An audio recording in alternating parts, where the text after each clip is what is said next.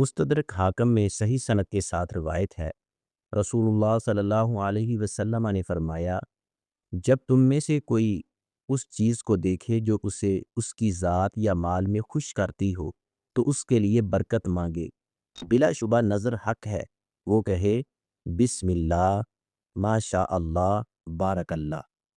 اس حدیث کا مفہوم یہ ہے، نظر بد کا لگ جانا برحق ہے، یہ کسی کی حسد یا تعجب والی نظر سے نقصان پہنچا سکتی ہے۔